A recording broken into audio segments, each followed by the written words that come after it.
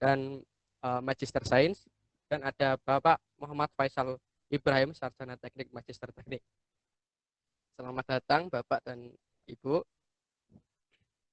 Baik, selanjutnya saya akan membacakan tata tertib sekolah pekaderan dan pelatihan kepanitiaan ini. Yang pertama, peserta harap join Hangout Meet 15 menit sebelum acara dimulai. Yang kedua, mikrofon harap dimatikan saat sesi materi berlangsung. Yang ketiga, menghargai pemateri dengan cara selalu on kamera. Yang keempat, join Hangout Meet wajib menggunakan email UISI. Yang kelima, sesi tanya jawab dilaksanakan setelah materi berakhir. Yang keenam, setiap peserta wajib melakukan absensi di Google Form dengan melampirkan bukti screenshot join Hangout Meet. Yang ketujuh, setiap peserta wajib menjawab pertanyaan setelah kegiatan berakhir di Google Form yang tersedia. Yang terakhir, bagi peserta yang tidak bisa mengikuti sekolah pengkaderan dan pelatihan kepanitiaan, harap dikirimkan surat izin ke kontak person yang terlampir.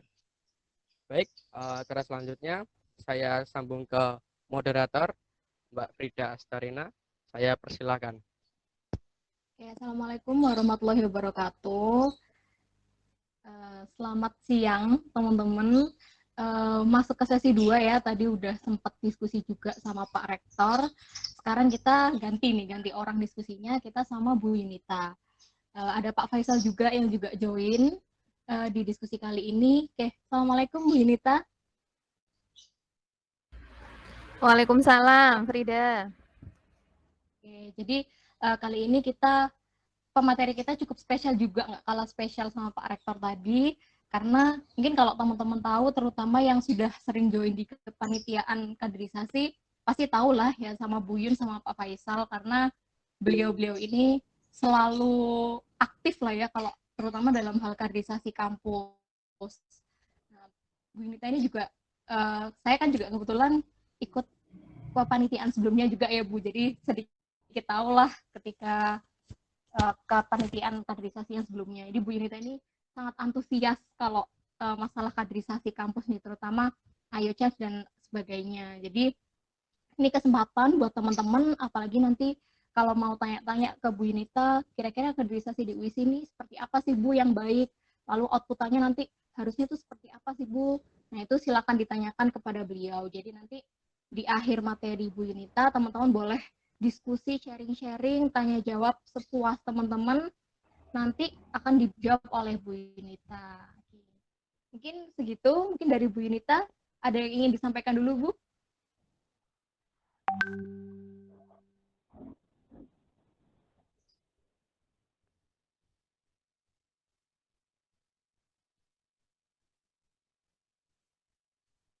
Bagaimana Bu Yunita?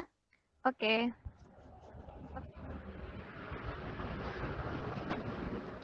Jadinya ini nanti untuk awalnya saya mau menyampaikan dulu hasil dari pretest yang sudah dijawab oleh teman-teman tadi. Terima kasih sebelumnya. Cuman mohon maaf saya nggak bisa nampilin, ternyata PC saya tidak terkonek dengan baik. Jadi tadi ada sekitar 191 respon dari semua keseluruhan yang mengisi. Dari 191 tersebut ternyata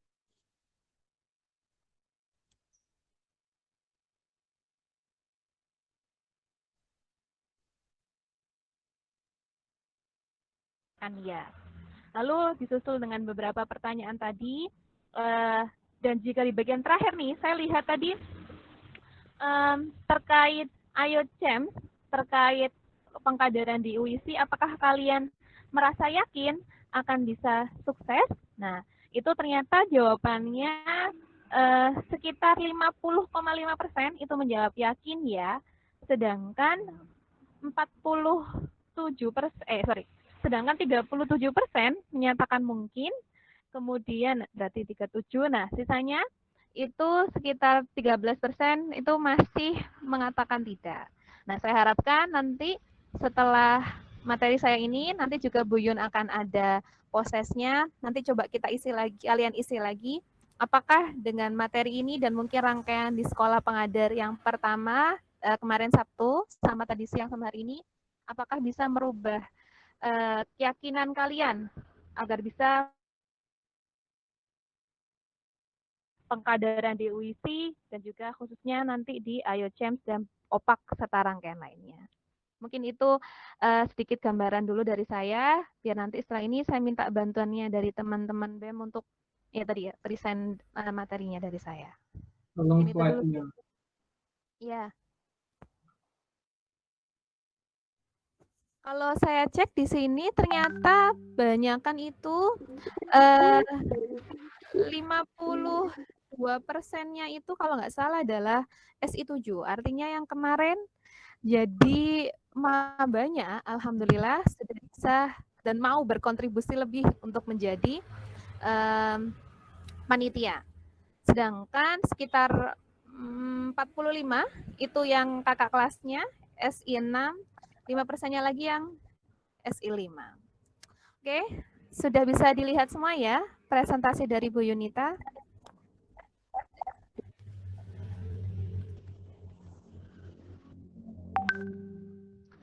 Baik, bismillahirrahmanirrahim. Saya ucapkan terima kasih kepada Pak Faisal selaku tim kemahasiswaan yang mengundang saya hari ini. Saya ucapkan terima kasih kepada Frida selaku moderator, sama tadi Giri selaku bagian operator teknis pertama.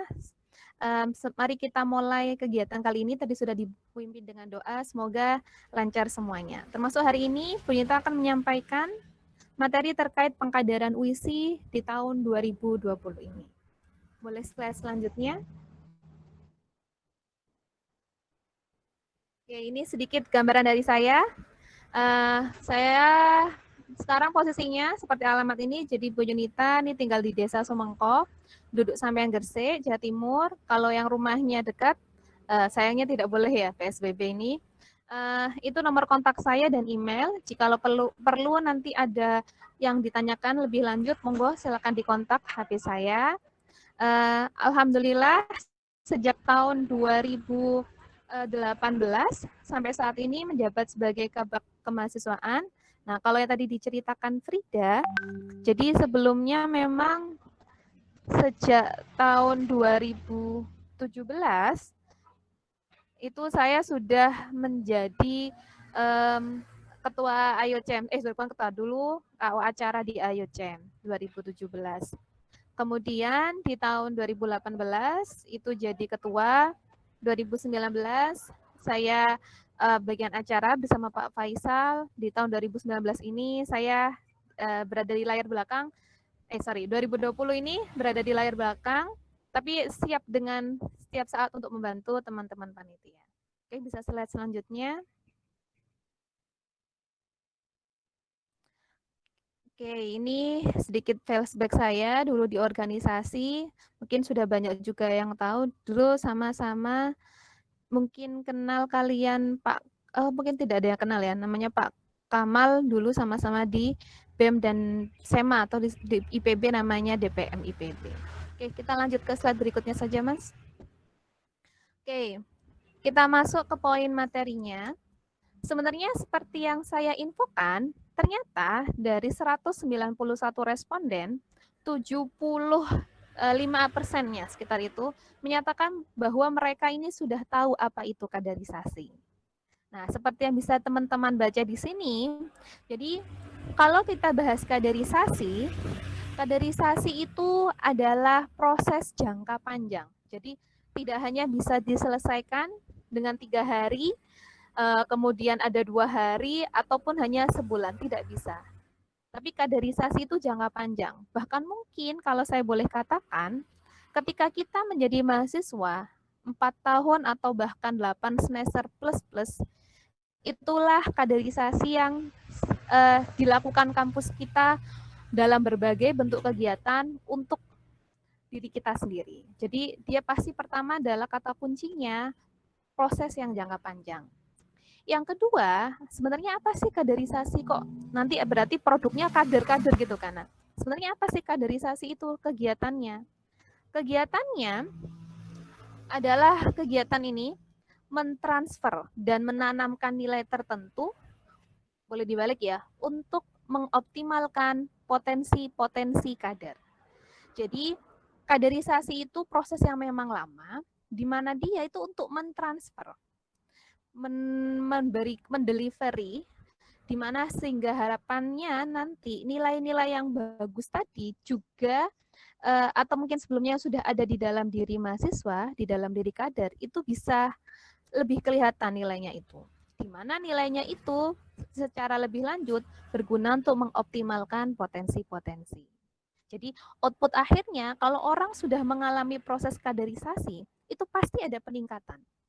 Entah dia lebih rajin, lebih sehat, atau bahkan mungkin ya tidak hanya rajin dan sehat, secara physically dia lebih kekar, lebih ganteng, atau lebih cantik karena selalu bangun pagi, bangun subuh, sholat subuh. Nah, karena pengkaderannya pagi hari. Pasti banyak kemanfaatan positif dari potensi-potensi yang sudah ditempa selama pengkaderan. Nah, tadi juga di kuesioner itu alhamdulillah saya senang sekali kalian sudah paham bahwa pengkaderan itu bukan untuk membentuk ya. Jadi pengkaderan itu adalah upaya untuk membangun, menumbuh kembangkan, meningkatkan, tapi bukan membentuk. Artinya apa? Karena ketika kita sudah bahas apalagi pengkaderan di masa mahasiswa, kalau misalnya kita berpendapat ketika jadi mahasiswa dia bisa langsung 100% menjadi orang yang sangat disiplin. Nah, tetapi jangan lupa kalian bahwa mahasiswa itu adalah manusia pada tingkatan yang sudah stabil. Jadi ada banyak faktor yang mempengaruhi pendidikan di rumah, apalagi masa kecil atau pendidikan-pendidikan sebelumnya. Jadi memang susah untuk membentuk. Dan membentuk itu ranahnya anak-anak guru-guru di bagian TK atau SD itu bagian membentuk.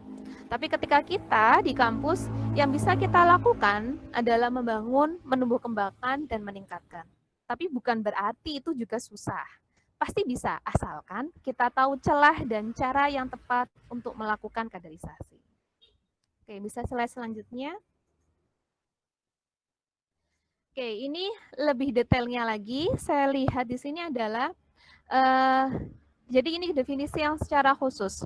Pengkaderan adalah pelatihan atau training untuk meningkatkan SDM agar mampu menyesuaikan diri dengan lingkungan baru. Jadi ini definisi lain pengkaderan yang dikhususkan untuk mahasiswa baru. Jadi tadi tujuan utamanya memang untuk mengoptimalkan kemampuan diri. Tapi ya tadi ketika kita mau masuk ke dalam area pengkaderan, awalannya pasti ada adaptasi. Sehingga memang salah satu dari tujuan lain pengkaderan adalah agar kader tersebut atau mahasiswa mampu menyesuaikan diri dengan lingkungan yang baru. Nah, jadi terutama ini yang kegiatan OPAK dan juga IOCEMS, itu dia harus bisa memberikan contoh bagaimanakah suasana nanti yang akan dia hadapin selama the real pengkaderan 4 tahun tadi. Jadi akan diberikan banyak pelatihan dan pembiasaan agar dia nantinya mampu menyesuaikan diri, mampu menumbuh kembangkan potensi. Jadi kalau itu definisi pengkaderan. Kalau nanti setelah kita globalkan, ternyata sangat banyak loh manfaat pengkaderan. Makanya sangat rugi sebenarnya bagi orang-orang yang jadi boycotters ya. Mungkin sudah banyak istilahnya ya. Jadi kalau ada temannya besok ketika, duh kayaknya nggak usah diikut ini, nah coba ingatkan kembali, ada banyak manfaat pengkaderan. Jadi yang pertama, yaitu kematangan secara psikologis. Jadi seperti yang saya jelaskan, ketika kita pengkaderan itu, ya tadi memang tidak hanya satu acara ya, tapi beberapa rangkaian acara. Jadi dengan adanya berbagai kegiatan, dengan adanya berbagai macam-macam, ada tempaan, ada tugas, tapi juga di sisi lain ada kegembiraan. Nah, itu bisa memberikan kematangan diri secara psikologis. Yang mana dicerminkan dengan sikap dan moral individu dan keorganisasian. Makanya sebenarnya simpel. Kenapa kalau ini alasan paling sederhana? Kenapa kalau dari BEM, dari HIMA itu paling simpel ada pertanyaan, ada persyaratan ketika kalian mau untuk jadi magang atau mau untuk jadi pengurus, pasti syaratnya adalah lulus dipilih ya, ada beberapa, lulus IELTS kah, lulus OPAK kah, atau lulus LKMM. Nah, itu adalah bukti sebenarnya paling dasar minimal agar dia tuh udah siap Kak dengan organisasi, dengan beberapa step by step dan keteraturan. Jadi, dan itu juga bagian dari menunjukkan kematangan psikologis. Selain itu, biasanya yang sudah paling simpel juga, yang dia sudah ikut pengkaderan, pasti siap kuliah. Kalau dia belum ikut pengkaderan, ya itu mungkin dia sudah mengundurkan diri dari kuliahnya. Oke, saya masuk ke poin 2. Manfaat lainnya selain adanya kematangan diri adalah kedalaman ilmu, wawasan, serta analisis yang baik dalam profesionalitas pengetahuan. Jadi di pengkaderan,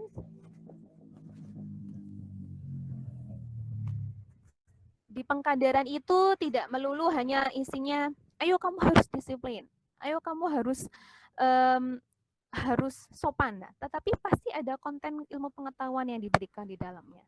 Dan lewat media ilmu pengetahuan itu, apalagi kita akademisi, itu kita bisa mendeliver nilai-nilai tersebut. Saya yakin ketika kalian pengkaderan nantinya, penugasannya pun bisa lebih diupdatekan. Oh, bagaimanakah upaya kita untuk bisa berkawan dengan COVID misalnya di era new normal, ataukah bagaimanakah peran serta teknik logistik di dalam keputusan pemerintah terkait pandemi ini. Nah, akan ada banyak kedalaman ilmu dan wawasan serta analisis yang bisa dicapai melalui penugasan di kegiatan pengkaderan ini. Kalau mungkin di perkuliahan kan hanya sebatas, apalagi kalau awal kuliah itu kan kita materinya masih kayak matematika yang dasar yang mungkin itu sangat bagus sebenarnya, ada pemahamannya, tapi pada beberapa orang tidak nampak. Nah, maka daripada itu di pengkaderan ini juga bagian dari memberikan pengenalan materi, sehingga mereka sudah bisa kebayang, oke, ini step by step-nya, dan ketika nanti nih saya lulus, ilmu saya akan bermanfaat seperti apa. Nah, yang ketiga adalah harmonisasi dan interaksi. Ini tidak hanya berlaku bagi peserta yang dikader, tapi juga oleh sesama yang pengkader si panitia. Jadi ketika sudah ada proses pengkaderan, itu akan terjadi harmonisasi dan interaksi dalam kultur lembaga, saling menghargai antara mahasiswa baru dan senior, bahkan juga bagian dari pengakuan diri. Jadi karena pengkaderan tadi, banyak aktivitas, banyak diskusi, mungkin banyak pertentangan, percecokan, itu akhirnya kita bisa menjadi orang, mungkin awalnya masalah ya, tapi itu ketika kita terjadi, kita bisa saling mengerti. Oh, kenapa ya kok tadi Bu, misalnya teman saya di divisi acara marah, kenapa kok acara harus marah dengan Lokstran atau dengan IC, atau misalnya di OPAK, misalnya kenapa tadi ketuanya kok bilang A, sedangkan kami di bagian teknis lapang tidak setuju. Nah, itu biasanya sering akan terjadi. Tetapi ketika itu sudah kita lewati dengan baik, maka itu meningkatkan harmonisasi. Begitu pula yang teman-teman SI8 yang akan datang tadi. Awalnya mungkin marah, kesel, tapi juga ada senang. Nah, ketika nanti terakhir sesinya, di bagian step 1 sebelum masuk ke step 2 dan seterusnya, itu akan terjalin, oke, berarti ada harmonisasi, interaksi, sehingga kami merasa yang sudah lewat proses awal pengkaderan ini mendapatkan pengakuan diri. Oke, berikutnya bisa dilanjut. Nah, sebenarnya bagaimanakah pengkaderan yang ideal? Poin yang saya tunjukkan pertama yaitu lingkup tujuan yang konkret namun tidak muluk-muluk ya. Jadi karena pengkaderan ini tahapannya sangat panjang. Dan kalau saya katakan OPA atau IELTS itu hanyalah part kecil sekali dari mungkin yang besar yang akan mereka hadapi di kampus. Jadi boleh kita sangat berharap oke, yang lulus IELTS itu pasti nanti bisa jadi pribadi yang sukses, yang apa itu boleh, tapi kita harus real ya, konkret. Jadi nggak sampai muluk-muluk ketika anak-anak selesai IELTS maka semuanya akan disiplin 100%. Mungkin masih akan kita temuin tindakan-tindakan yang dimana beberapa mahasiswa masih belum bisa beradaptasi, mahasiswa masih belum menunjukkan kedisiplinan, karena tadi ada stepannya. Tetapi bukan berarti tadi ya, saya katakan tidak bisa untuk memberikan yang terbaik, boleh, tapi tetap harus real konkret ya, dan tidak terlalu muluk-muluk, sesuai dengan apa yang bisa kalian berikan. Ya kayak tadi pengetahuan yang berwawasan luas. Nah, pasti kalau kalian bayangkan ya, ketika ikut pengkaderan IoT yang saya sebutkan hanya mungkin seminggu, tiba-tiba berwawasan luas pasti sangat susah ya. Apalagi pengkoreksinya ya kalian sesama teman. Beda dengan dosen yang mungkin umurnya berlebih daripada kalian, pengalamannya mungkin di-sharingkannya akan beda saat kuliah. Makanya itu tadi, lingkupnya jelas tapi tidak muluk. Yang kedua, pengkaderan yang ideal harus ada keteladanan dari pengajar. Jadi seperti istilahnya, seperti yang sering kalian juga pahami, kalau kalian mau membuat orang itu rajin, tapi kalian yang sendiri tidak rajin, nah itu akan susah. Akan lebih mudah jika kita bahkan tidak memberikan instruksi. Kalian harus disiplin, tapi secara real ditunjukkan keteladanannya bahwa misalnya setiap online hadir tepat waktu. Nah, itu adalah contoh keteladanan dari pengajar yang secara nggak langsung nilai itu nanti akan diambil oleh kader-kadernya. Yang ketiga, memang pengajar yang ideal haruslah orang yang memiliki kompetensi pengajar yang mumpuni. Nah, makanya itu kalian di sini jangan takut. Kalau kalian hasil saya tadi, apakah tujuan kamu menjadi panitia pengkaderan di jurusan ataupun di IOCEMS? Saya lihat beberapa di antaranya selain memang untuk berkontribusi, ada juga yang memang menjawab bahwa saya siap dan saya bisa memberikan contoh. Nah, itu saya cukup merasa bangga. Alhamdulillah di sini sudah banyak yang saya yakin bisa untuk memberikan dan punya kompetensi tersebut. Tapi kalaupun tidak, misalnya Bu, saya kemarin maba Bu, saya baru masuk jadi panitia, apa kira-kira saya bisa Bu? Tentu bisa. Makanya itu kita ada sekolah pengajar ini dan nanti ada rangkaian pelatihan. Jadi kompetensi ini tidak harus ketika kalian dari awal, tetapi yaitu seperti biasa, ketika kalian sudah ada niat, pasti akan ada usaha dan jalan. Ya, jadi kompetensi ini mah harus ada dan kalian harus bisa dapatkan selama kegiatan ini sebelum nanti real kalian melakukan proses pengkaderan. Kemudian yang keempat, materi yang berbobot tapi mudah dipahami. Ya, ini penting ketika nanti beberapa di antara kalian, misalnya MK, mau memberikan poin-poin tertentu, coba dengan cara yang, karena saya yakin ya perbedaan usia kalian tidak jauh, pasti bisa diberikannya dengan cara-cara yang mudah untuk dipahami. Kemudian metodologi yang tepat. Ya. Nanti di bagian terakhir akan saya tunjukkan, apakah suatu nilai itu harus ditransferkan, ditunjukkan dengan keteladanan, kayak tadi contoh disiplin, ataukah dengan misalnya studi kasus, ataukah dengan presentasi, atau kisah, dan sebagainya. Jadi harus tepat. Tidak bisa misalnya salah satunya, kita memberikan nilai terkait kedisiplinan, tapi itu hanya melalui cerita. Alkisah orang yang disiplin dan rajin ternyata bisa punya tabungan 1 juta dan pergi haji misalnya.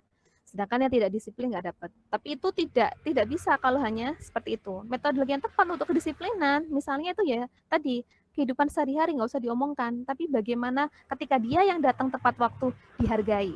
Artinya apa dihargainya? Diberikan kesempatan berbicara, dapat reward, ataupun sebagainya. Perbedaan metodologi bisa sangat menentukan apakah nilai tersebut bisa dipahami atau tidak. Kemudian yang berikutnya adalah pembinaan dan pengarahan yang berkelanjutan. Jadi seperti yang saya tunjukkan, memang pengkaderan itu idealnya sangat panjang. Jadi kalian nggak perlu takut. Di UIC ini namanya pengkaderisasi terintegrasi. Jadi setelah IOCEMS nanti, makanya nih panitianya harus ikut nih, panitia OPA, biar tahu di IOCEMS ini yang kemarin sudah disiapkan seperti apa, sehingga ketika nanti masuk ke pengkaderan di bagian departemen atau prodi itu sudah sama dan berkelanjutan, artinya tidak diulang-ulang. Ataupun kalau diulang ada penanggasan yang berbeda. Oke, dan yang terakhir dan ini saya pentingkan sekali, tidak ada motif tertentu dari pengajar. Misalnya, saya mau cari gebetan, Bu. Nah, kalaupun itu ada di niatan kalian, ya overall boleh lah, karena memang beberapa kasus juga saya temuin beberapa panitia ataupun dengan mahasiswa. Tapi jadikanlah itu bukan niat utama ya. Niat utama pengkaderan yang benar dari kalian para pengajar ini adalah untuk kontribusi. ya. Kontribusi kepada kampus, dengan kontribusi itu nanti diharapkan bisa meningkatkan kompetensi kalian, mendapatkan jaringan dan sebagainya. Intinya memberi dulu ya. Ketika memberi nanti bisa menerima. Oke, bisa dilanjutkan? Oke, jadi masih sama seperti tadi, intinya ini definisinya lebih detail aja. Jadi memang pengkaderan itu outputnya adalah tadi. Oh sorry, ini tolong dihapus ya, bukan pembentukan. Proses untuk transferan nilai menjadikan karakter mahasiswa sehingga dia akan sepaham dengan ideologi dari kelompok tersebut. Ya kalau di kita, makanya ada yang namanya istilahnya nanti materinya adalah keuisian, termasuk yang tadi diberikan Pak Rektor. Jadi mahasiswa tadi yang ketika menjadi bagian dari kelompok kita di UISI harus diberikan pemahaman nilai-nilai. Ketika dia sudah paham nilai-nilai itu, maka dia akan menjadikan nilai itu dalam dirinya, membentuk suatu karakter, dan akhirnya dia akan merasa menjadi bagian dari UISI tadi. Jadi output lainnya selain potensinya naik, kalau kalian nanti bisa paham, akan kelihatan kok. Makanya kalau ada yang bilang, oh ini pasti dosen ini, kalau mungkin kalian lihat kami ya, lulusannya sebutlah sekolah institusi. Oh dosen ini adalah lulusannya sekolah universitas yang begini. Karena tadi ketika mengalami proses pengkaderan, sadar tidak sadar, itu ada nilai-nilai dari kelompok yang ditransferkan ke kita. Sehingga karakternya akan khas. Nah, nanti kita akan lihat mau karakter seperti apakah anak UISI itu. Nah, di selain membentuk kepribadian dan karakter, itu yang saya tebalkan ada kata regenerasi. Jadi sebenarnya kalau regenerasi ini dalam hal ini biasanya pengkaderan yang kalau kalian kenal di organisasi, misalnya di BEM. PSDM-nya sudah punya kegiatan untuk teman-teman yang baru sehingga next year-nya dia bisa jadi calon presbem-nya. Nah, itu juga bagian dari pengkaderan skala kecil di dalam kelompok tertentu.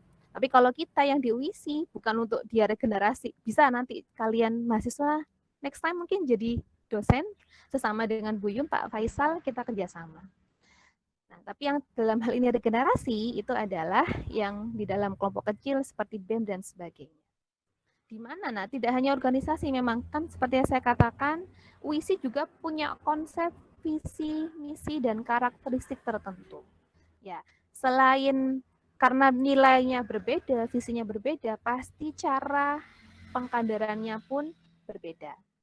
Paling simpel, saya yakin kalau kalian, mungkin kalau dulu ya, sempat lihat juga kasus, mungkin zaman Bu Yun masih kuliah, atau mungkin kalian waktu itu sempat dengar, oh kalau pengkaderan di sekolah yang, sekolah, apa namanya, kayak sorry saya sebut ya, kayak IPDN atau sekolah-sekolah yang kedinasan, sekolah kedinasan, itu dia karakternya benar-benar sangat diktator. Kenapa? Kayak ternyata itu tadi, ketika karena mereka nanti setelah keluar dari sekolah itu, ya mereka harus patuh samina wa ta'na dengan negara tadi. Makanya tadi tipe pengkaderannya pasti akan berbeda dengan tipe pengkaderan yang bukan sekolah kedinasan.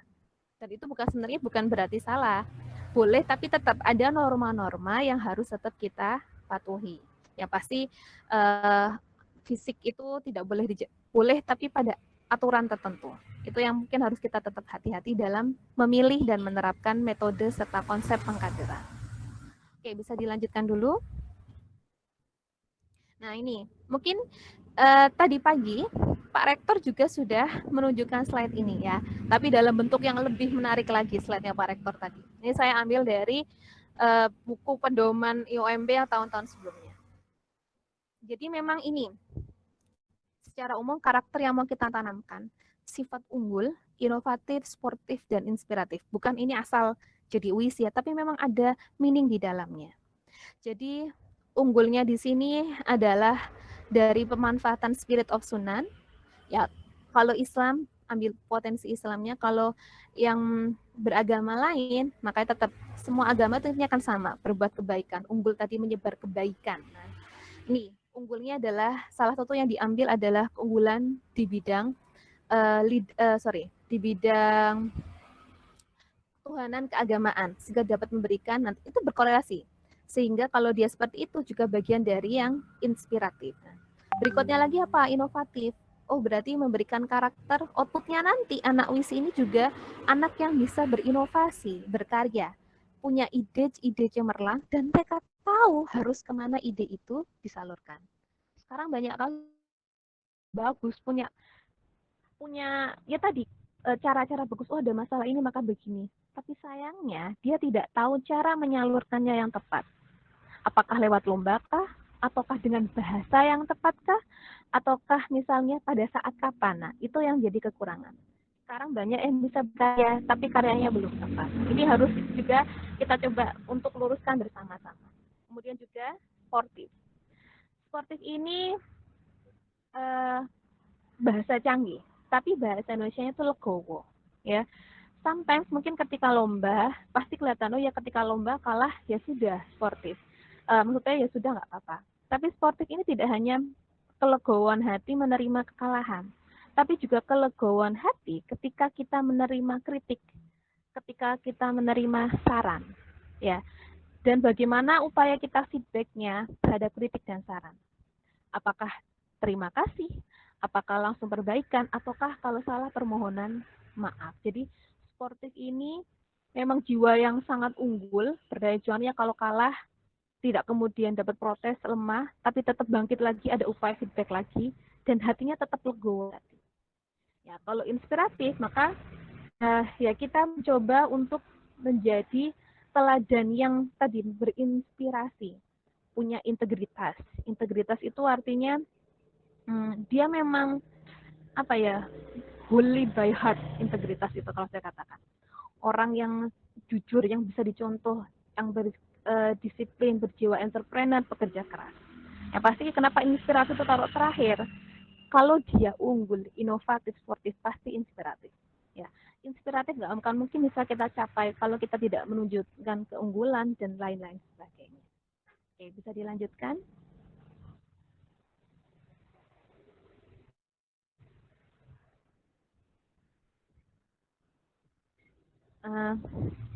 Bisa dilanjutkan ke slide berikutnya.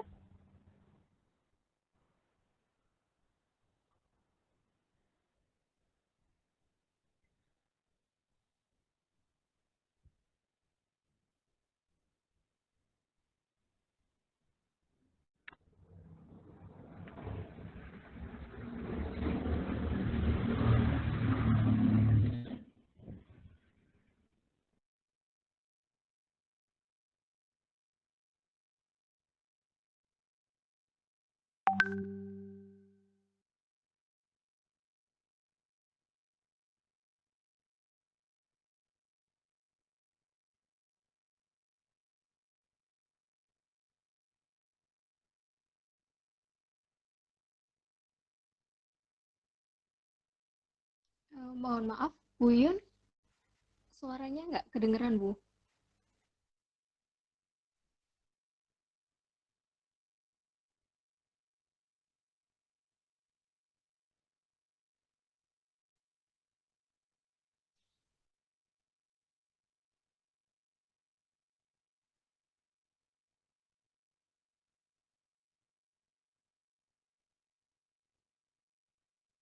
Ini kayaknya Bu Yunita masih ada kendala sinyal ya.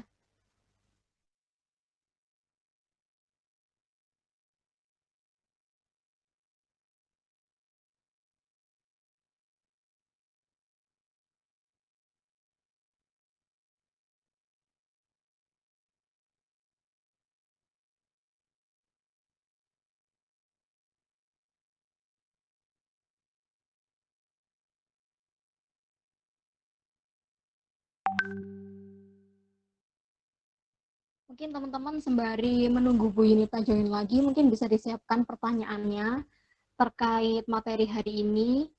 Mungkin bisa ditulis di kolom komentar nanti ketika Bu Yun sudah join dan sudah menjelaskan materinya sampai akhir, nanti akan dibantu dijawab oleh Bu Yunita. Jadi teman-teman kalau mau bertanya silakan ditulis di kolom komentar sambil menyertakan nama dan prodinya. Oke, ini Bu Yunita sudah join lagi. Bu Yunita? Oke, Frida, mohon maaf. Tidak masalah. Oke, ya, tadi boleh dilanjut. Oke, tadi sampai kepada tahapan terakhir, semoga masih terdengar ya, yang mana bahwa ada visi misi yang mau kita berikan, yang kita tanamkan nilainya terkait pengkaderan, yaitu di UISI, di tulisan unggul, inovatif, sportif, dan inspiratif. Oke, nah dalam rangkaian yang panjang, yang hanya sederhana 4 itu, tidak bisa kita hanya selesaikan dalam satu kegiatan. Makanya ini di slide yang ini, bisa kalian lihat memang rangkaiannya akan sangat panjang. Seperti yang saya jelaskan di awal ya, pengkaderan itu panjang. Termasuk nanti kalau kalian ada di organisasi, ada di PSDM-nya BEM atau HIMA atau UKM, kalian harus punya track pengkaderan, nggak cukup satu. Ini pengkaderan yang di kampus. Jadi dari awal kita mulai dulu dengan minat dan bakat. Jadi kita harus tahu nih, memang arahnya seperti apa, karena setiap mahasiswa baru yang masuk itu karakternya beda-beda, potensinya juga beda-beda. Harus kita telaah dulu sebelum nanti kita tentukan seperti apa tahapannya. Ya, please. Kenapa ya sinyal aku jelek? Sudah nyambung lagi kah? Tes. Sudah Bu Yun. Oh ya. Nyambung kok Ya, Bu Yun. masuk. Oh, ya. Ya. Saya suka panik deh. Nggak apa-apa kok Bu. Oke. Oke. Berikutnya ini adalah dari kegiatan setelah tes minat bakat, yaitu berupa pengenalan kampus di informasi dan orientasi atau IOMB. Kalau yang sekarang kita sudah gabung ya, IOCEM dan IOMB dan CEM IOCEM. Jadi disitulah pengkaderan awal di mana kita memberikan pengenalan apa sih UISI itu dengan berbagai komponen di dalamnya, sivitasnya, fasilitasnya, lingkungan kampusnya, lingkungan pabrik, ormawa. Termasuk juga budaya-budaya di UISI seperti apa, biar dia nggak kaget. Oh, ketemu dosennya kok muda-muda ya, itu dosen atau teman? Nah, itu tadi, kalau begitu bagaimana caranya saya harus menyapanya gitu. Ataupun juga nanti di IOCEMS ini ada kegiatan terkait wawasan kebangsaan. Ya, anti korupsi, anti narkoba, anti radikalisme. Kenapa ini perlu? Karena mahasiswa itu kalau kalian, ya saya belum menyampaikan di sini. Jadi ada 4 fungsi sebagai mahasiswa, agent of change, iron stock dan sebagainya itu tadi. Dan itu kalian nanti sadar nggak sadar, walaupun kalian bilang aku nggak BEM deh, tapi sadar nggak sadar, kalian nanti ikut loh bagian di dalamnya. Mungkin tidak ikut demo, tapi sekedar mereposting suatu konten tertentu itu bisa loh mengindikasikan apakah kalian sudah memiliki nilai-nilai kebangsaan Indonesia. Makanya itu tetap perlu diberikan.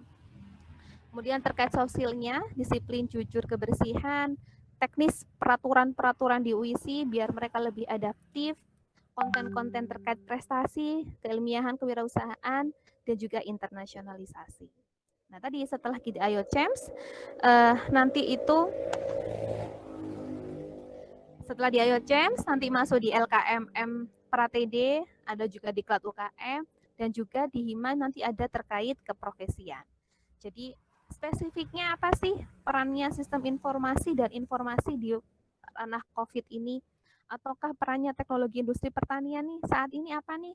Orang tetap butuh makan, tapi bagaimana dengan kondisi yang saat ini yang terbatas dan sebagainya? Dan pastinya nanti ketika sudah lewat itu di bagian terus nanti ada perkuliahan dan seterusnya peningkatan keilmuan. Step terakhirnya adalah adanya terkait persiapan karir untuk dunia pasca kampusnya. Oke, bisa dilanjutkan. Oke, pertanyaannya ini adalah, bagaimanakah pengkaderan jika sekarang kondisi kita adalah era pandemi COVID-19? Oke, berikutnya. Oke, ini adalah metode yang tadi saya katakan. Metode kaderisasi yang bisa kita berikan. Ada metode teladan, ya. Contoh itu biasa dipakai anak IC. Kalau di lapang, bagaimanakah berdiri dengan postur tegap itu anak IC.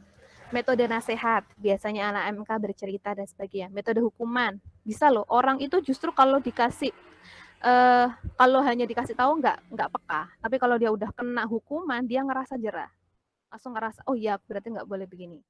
Metode latihan atau pembiasaan termasuk yang kayak bangun pagi, sholat tepat waktu itu. Kemudian metode kisah atau cerita. Yang tadi saya katakan, metode ini bagus untuk poin-poin inspiratif, tapi untuk yang tipenya soft skill tidak bisa. Kayak kita kan sekarang sering tuh mendengarkan cerita, oh ya cerita ini, oh ya kalau zaman dulu ya kancil, nah itu kan contoh kisah atau cerita. Kalau kitanya rajin, itu bisa beruntung dan sebagainya. Kemudian metode kedisiplinan, ini bagian dari gabungan hukuman, juga bagian dari kedisiplinan, pembiasaan berulang. Oke, stigma dan peristiwa itu sama kayak kisah atau cerita. Nah, kira-kira kalau kayak seperti ini dengan kondisi COVID, di mana kata kunci COVID ini kondisinya adalah pertama daring, kalaupun tidak daring pasti ada social distancing ataupun ada PSBB. Apakah ini mungkin kita laksanakan? Oke, slide berikutnya. Oke, ini hari Jumat, hari Kamis lalu kalau nggak salah ya. Kami sekeluarga di UISI mengadakan kegiatan sosialisasi program New Normal baru terkait adaptasi kebiasaan baru di UISI. Apakah kita mungkin dan apakah kita ready untuk ini makanya digambarkan bagaimana kita berteman dengan si COVID-19 ini dengan tetap ada protokol-protokol yang harus disampaikan. Saya dilanjutkan. Nah, dalam slide ini, dalam informasinya, dalam informasi yang diberikan di rapat itu disebutkan bahwa UISI itu sebenarnya udah ready loh untuk new normal. Maka kita salah satunya di mahasiswa dalam kegiatan Ayo Champs ini pun harus bisa ready karena akan ada 5 tahapan new normal di UISI yang mungkin akan sangat berpengaruh terhadap bagaimana nanti kita melakukan kegiatan pengkaderan khususnya pada tahapan awal ya di Ayo Champs dan OPAK ini, yang mana waktunya ya memang di situ di tahapan new normal ini. Selanjutnya, nah ini kalau yang nggak kelihatan di HP, HP-nya boleh dicubit, nah diperbesar, masuk buyung juga nggak kelihatan, diperbesar tulisannya apa. Jadi ini nanti kalian termasuk yang kalian akan lihat di sini itu sebenarnya kalau kita lihat sampai Desember 2020. Makanya kalau mungkin Pak Faisal sudah pernah cerita di teman-teman panitia Ayo Champs, di sini juga sekalian saya infokan kepada panitia OPA, maka nanti di sini kita itu termasuk yang saya ceritakan di Pak termasuk yang hari ini saya dapat dari videonya Pak Renal Kasali. Kita dengan adanya pandemi ini memang harus siap dengan namanya perubahan. Perubahan yang terjadi dengan direncanakan ataupun yang tanpa direncanakan. Di sini, yang 5 tahapan ini adalah contoh perubahan yang kita rencanakan. Jadi, awal tahap ini mungkin bulan Juni ini masih mendefinisikan protokol, ada pendekatan kepada mahasiswa, orang tua, wali murid, meyakinkan kita ready nggak ya? Kemudian terkait administrasinya disiapkan Juli, Agustus, makanya kalian kan tetap kuliah daring ya. September sampai Oktober itu siap KBM, tapi dengan ada batasan-batasan tertentu, dengan adanya kriteria dan mungkin masih sangat tahap awal gitu. Kemudian juga di Desember baru kita bisa mungkin ready dengan budaya baru. Tapi ini masih awalan dan mana ini masih bisa berubah. Kenapa? Seperti yang dikatakan Pak Renal Kasali, pandemi ini memberikan kita 3 pelajaran. Yang pertama adalah kita harus siap dengan perubahan. Ya, jadi mentalnya harus ready. Dengan apapun perubahan itu jangan katakan, loh, awalnya kemarin kan tidak begini, Bu. Nah, pasti perubahan itu ada alasannya. Jadi disiapkan dahulu mentalnya. Termasuk ini ya, dengan tahapan-tahapan ini ataupun nanti yang kalian akan secara real tahu. Ini kan baru awal nih tahu. Tapi setidaknya udah siap nih dengan tahu, maka siap. Yang kedua, fleksibel. Perubahan itu menuntut kita menjadi pribadi yang luwes, yang fleksibel, yang tidak kaku, ya. Kenapa? Karena kita kaku, kita justru mudah patah justrunya. Tapi ketika kita fleksibel dengan adanya perubahan yang terjadi dan adaptif, kita pasti bisa melewati rintangan itu. Yang terakhir dari Pak Renal Kasali, itu adalah punya integritas moral. Jadi saya yakin ketika kalian melihat Zoom ini, kalian bawa detail bawahnya, ada sosialisasi, nanti ada dosen, ada sistem, ada protokol lah. di samping siap mental itu pasti harus ada moral dan integritas. Kita oke, saya pasti bisa melewati ini, dan tentunya integritas itu juga ditunjukkan dengan real act-nya. Jadi memang kampus juga nanti harus sudah menyediakan sarana tadi, kalau memang dipisah jaraknya atau sebagainya, itu juga harus kita lakukan. Jadi readiness-nya tadi.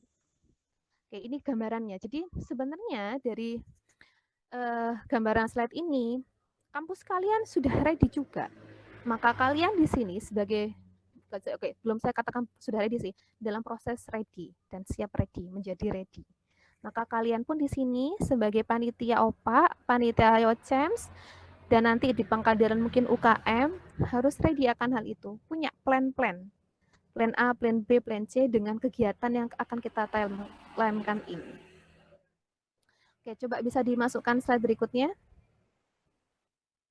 Oke, untuk detail new normal ini, karena ini dari Bujanya dapat infonya, nanti kalian, ini sekalian saya promosikan dan biar kalian juga tahu, nanti bisa ikut di acara nih, UISI Insight Live, tanggal 26 Juni, ini dengan Pak Nova. Beliau adalah ketua dari tim perancangan kebijakan new normal di UISI. Nah, nanti mungkin setelah ini, setelah acara ini, kan kalian punya gambaran nih, pemikiran terkait kegiatan kampus dan mungkin butuh konfirmasi atau sebagainya, bisa nanti ikut, bisa tanya jawab di kegiatan tersebut. Jumat ya, tanggal 26 jam 4 sore. Oke, berikutnya. Nah, ini sedikit adanya gambaran. Perbedaannya akan seperti apa ya, Bu? IOCEMS-nya saat kemarin di 2019 mungkin dengan saat dibandingkan adanya pandemi. Kita nggak tahu ya pandeminya ini berakhir kapan. Saya baca-baca kan optimisnya adalah bulan Juni ini berakhir. Tengah-tengahnya adalah September, mesonya. Pesimistiknya adalah Desember. Nah, kalaupun berakhir Juni, amin, saya yakin pasti tetap ada yang namanya social distancing. Sehingga kalau dulu 500 mahasiswa kita bisa kumpulkan senang-senang bersama di depan kampus B, sekarang pasti nggak bisa. Harus pakai daring, ataupun kalau ada PSB, ada kumpul, pasti akan ada pembatasan jumlah. Kemudian kalau normalnya kita memberikan materi langsung, face to face, benar-benar real person to person, sekarang ya hanya daring, lewat Google Meet, live IG, YouTube primer lah, atau Zoom, atau sebagainya. Kemudian ada temu atau rapat kelompok, ya sekarang ya hanya bisa lewat komunikasi lewat WA atau Line. Nah, kalau dulu penugasannya bisa hard copy, sekarang diganti soft file. Kalau dulu ada interaksi fisik, sekarang justru itu dibatasi. Atau mungkin disesuaikan, boleh ada kekumpul, tapi harus pakai face shield, pakai masker, dan sebagainya. Atau mungkin ini, kalau dulu kegiatan IOCM atau OPA, itu lebih banyak kepada kendala teknis. Oh, banyak yang pingsan, konsumsi kurang, bangku, dan sebagainya. Sekarang, seperti yang saya alami tadi, bukan teknis. Tetap teknis, tapi mungkin bentuknya lain, yaitu misalnya jaringan, ataupun keterbatasan laptop atau alat. Oke, berikutnya. Oke, ini bisa di Zoom juga. Ini saya searching online, animo masyarakat, dalam hal ini mahasiswa, jika kemudian ada kegiatan pengkaderan, dalam hal ini ospek online. Mungkin nih, ada sedikit lucu. Ospek maba lagi pandemi gini sebenarnya teriak. Biasanya kan, ayo jalannya dipercepat. Ayo deh jalannya Oke, saya bilang jangan teriak ya. Kalau dulu kan istilahnya ketika kita di lapang, semangat, jalannya dipercepat, segera kita jalan. Ayo. Nah, gitu kan. Sekarang mungkin enggak. Ayo internetnya dipercepat. Sometimes saya juga ketawa dengarnya ini. Atau mungkin ya tadi seperti biasa, lihat ke depan, jangan buka new tab. Ini karena kita nggak tahu ya, nggak ada yang ngawasin real. Sosok IC-nya dulu yang, tadi ada beberapa nilai yang akhirnya hilang. Sosok IC yang dia tadi orang yang wujudnya real ada, sekarang nggak ada IC-nya itu. Sehingga harus tadi bagaimanakah upaya yang tepat. Oke, termasuk ini, kalian diundang ke grup Zoom, udah pada ngeluh semalaman kita tidak tidur demi kalian. Gitu terlambat push up. Nah, masa push up di depan layar. Nah, itu beberapa yang berubah lainnya. Oke, ini beberapa lainnya yang sudah ya bisa kalian lihat. Jadi itu pasti mungkin akan muncul Dan bukan berarti walaupun sekarang kita sudah sosialisasi, kita sudah persiapkan, nggak akan muncul. Pasti muncul dengan bentuk-bentuk lainnya. Tapi ya tadi kita harus siap, ya. Jadi semua pasti ada resiko. Kita nggak akan bisa menyenangkan semua orang. Tapi ketika kita nanti memutuskan kegiatan ini dengan seperti ini, pasti ketika kita bisa menjelaskan dengan baik dan memberikan alasan ataupun memberikan teknis yang memang bagus dan disepakati, walaupun orang tidak suka, ketika dia diberitahu, maka biasanya dia mungkin tetap tidak suka, tapi setidaknya paham. Ya. Jadi, kalaupun nanti misalnya nanti kalian akan menemui beberapa celoteh ini, ya oke, marah nggak apa-apa, tapi jangan terlalu dimarahin ya. Kalau mungkin katanya Mas Bayu kemarin kan, ya tadi ada kepahaman yang harus kita berikan. Oke, berikutnya. Oke, ini sedikit tambahan ya. Jadi ini saya dapat slide-nya dari Pak Guntar. Mungkin yang pernah ikut sekolah pengadar di tahun 2007 tahu ya hal ini ya. Jadi Pak Guntar ini salah satu seorang pionir pengkadaran dari ITS, bahwa orang yang ditakuti akan dijauhi, orang yang dibenci tak akan didengar, orang yang tak dihormati tak akan diteladani. Jadi ketika kalian menjadi orang yang takuti, pasti kalian tidak akan dihormati, dan ketika kalian ngomong, kecil sekali kemungkinan bisa ditaati dan tulus dalam hati. Jadi ketika seperti itu, makanya saya katakan ketika kalian mau melakukan proses pengkaderan, memang harus dimulai dari diri sendiri. Jadilah diri yang berkualitas. Maka secara otomatis itu bakal mengkader. Jadilah diri yang menyenangkan juga, agar nasihat kita pun enak didengar dan dijalankan. Kita harus siap nih, punya hati seperti lautan. Artinya apa? Dikasih garam, kasih air tuh biasa, nggak akan berubah. Tenang. Lautan itu, saya bilang lautan loh ya, bukan pantai. Lautan tuh tenang. Tapi dia bisa memberikan manfaat. Bukan kayak kolam susu. Kelihatannya sangat bernutrisi, bergizi. Tapi ketika sedikit saja rusak kena asam, sedikit saja masanya lebih dari sekian, sudah terdenaturasi, rusak dan tidak bermanfaat. Oke? Jadi lautan, jangan punya hati seperti lautan, bukan hanya sebagai kolam susu. Boleh selanjutnya? Jadi permasalahan-permasalahan tadi yang terkait perbedaan pengkaderan di masa umum dan masa COVID itu adalah tantangan bagi kita untuk menjadi juara, ya. Mereka itu permasalahan hadir bukan tanpa solusi. Kalian semua di sini adalah jiwa-jiwa muda, ya. Saya katakan jiwa muda, ya. Kalian pasti kreatif dan adaptif. Tadi saya katakan siap dengan perubahan, dengan segala ide untuk solusinya. Dan ingat, kalian perlu tahu di sini bahwa kebijakan kampus itu mendukung loh, ya. Jadi kalian jangan merasa berjuang sendiri, karena memang perjuangan bersama. IELTS itu juga kewajiban dari kampus. Di mana sebenarnya ini saya tandakan juga bahwa IELTS itu nggak hanya IELTS ya, mungkin nanti sambil koordinasi ya kalau ada kegiatan OPAK, akan ada 2 tahapan, online dan offline. Jadi kalian kalau merasa, Bu, tapi nggak bisa, Bu, bela negara itu hilang nanti esensinya kalau nggak real ketemu. Kita adakan offline. Bu, nggak ada, Bu, paper mop esensinya atau persembahan angkatan. Kalau nggak bisa secara daring, Bu, nanti akan ada offline-nya. Tapi offline-nya ini mari kita berdoa bersama, kita bisa laksanakan. Ya paling jelek banget itu adalah awal tahun 2021. Ketika mereka masih tahun pertama, semoga tidak terlalu panjang itu offline-nya. Tapi saat ini mungkin ada online dan mungkin ada offline-nya keterbatasan. Jadi tenang, dengan kondisi seperti itu, kampus itu support kok terkait kegiatan ini dan kita bisa koordinasikan bersama. Nah, tapi sebelum bahas teknis, tadi saya pesankan, please ya, semua panitia punya tujuan yang sama terkait pengkaderan, baik yang di panitia IOCM, baik di panitia OPA. Kalau di IOCM bukan Pak Ketua ya, Bu Ketua, harus siap dibantu dengan para SC meyakinkan itu bahwa kita bisa dan satu tujuan, ya.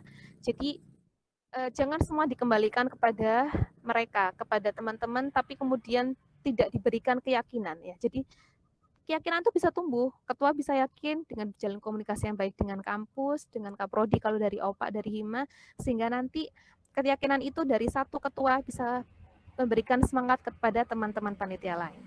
Lalu yang pasti ya, please buat semua panitia, pribadinya, selain tujuan yang sama adalah keikhlasan dan kesiapan mental dengan segala perubahan.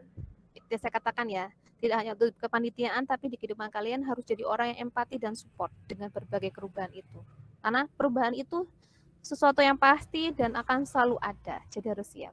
Serta yang pasti solid ya, solid all panitianya. Kalau punya satu putusan, kalau mau memilih satu putusan, itu bukan hanya putusan ketua loh, putusan semua anggota.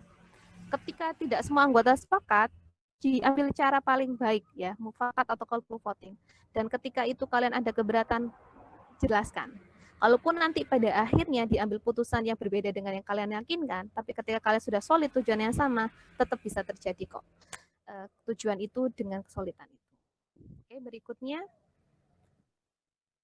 Oke, ini sedikit saran teknis ya. Jika nanti itu sudah tercapai yang sebelumnya, jika perlu ada perombakan divisi dan atau penambahan atau penyesuaian tugas, boleh dilakukan. Itu bagian dari perubahan. Ya saya lihat misalnya divisi medis. Bu, saya siapa yang saya obati? Kadang-kadang gitu kan. Di rumah masing-masing. Oh, jangan salah. Justru mungkin di dalam COVID ini yang dulunya adalah masalah sosial, bukan masalah itu, sekarang bisa jadi lebih masalah lagi. Mungkin kalian perlu recheck kesehatan, atau kalau memang perlu, nah nanti di offline-nya mungkin kalau nanti sudah ready offline, mungkin ready-nya offline, medisnya pun harus lebih siap dengan face shield atau segala perlengkapan lainnya.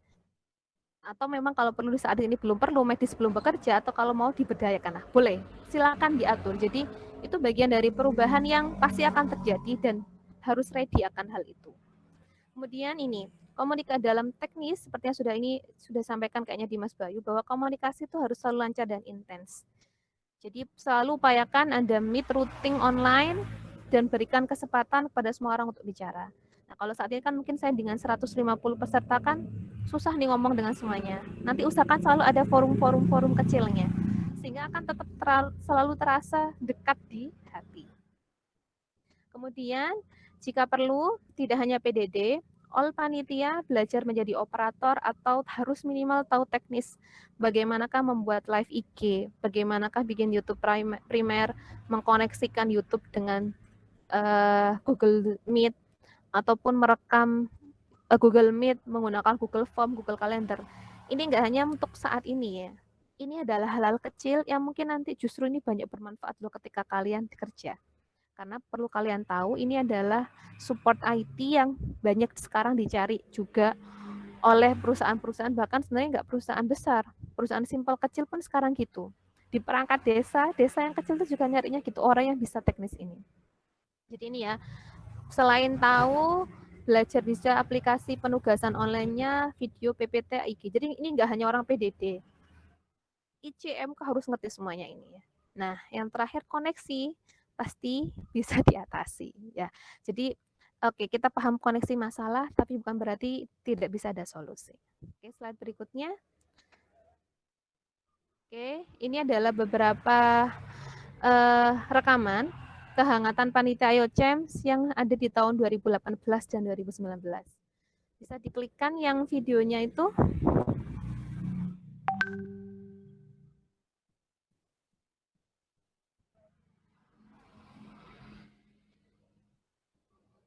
Atau yang di layarnya, oh boleh.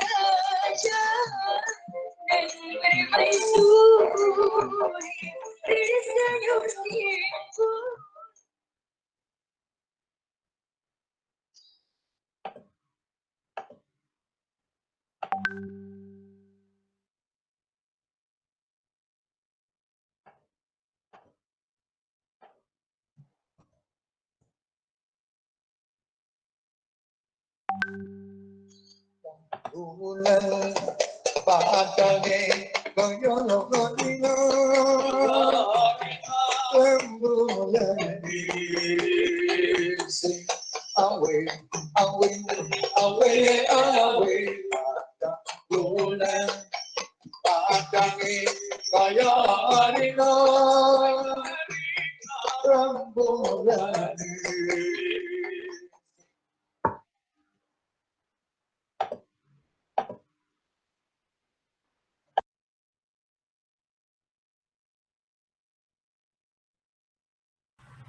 Termasuk yang di di foto itu bisa diklik ada videonya itu.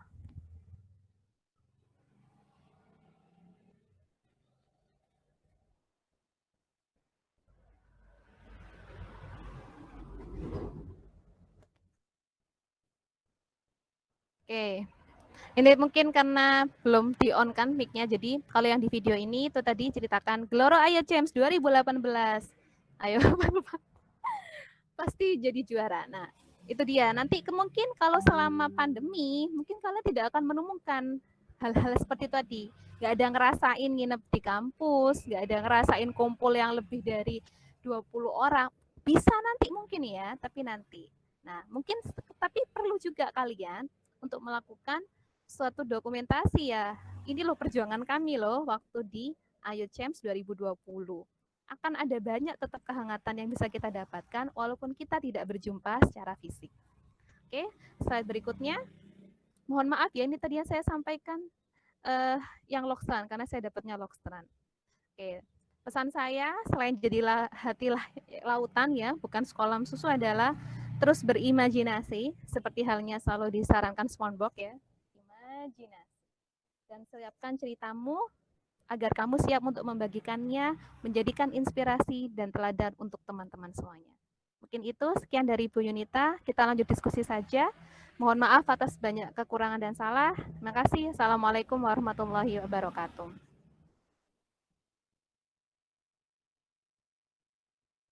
Oke, waalaikumsalam warahmatullahi wabarakatuh.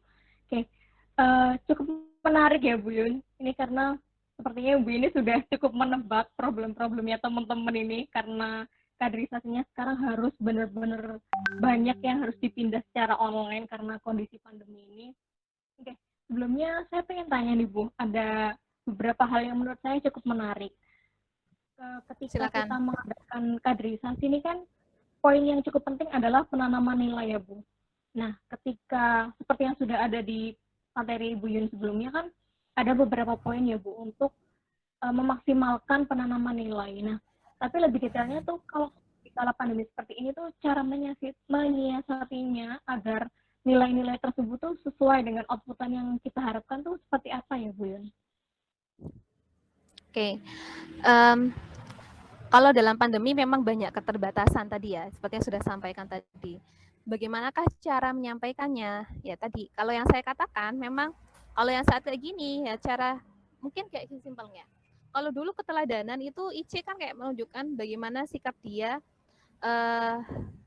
siap ketika menerima materi dengan berdiri tegap. Nah, kalau sekarang kayaknya selama kayak gini kan susah nah, tetapi tetap bisa kok kita lakukan.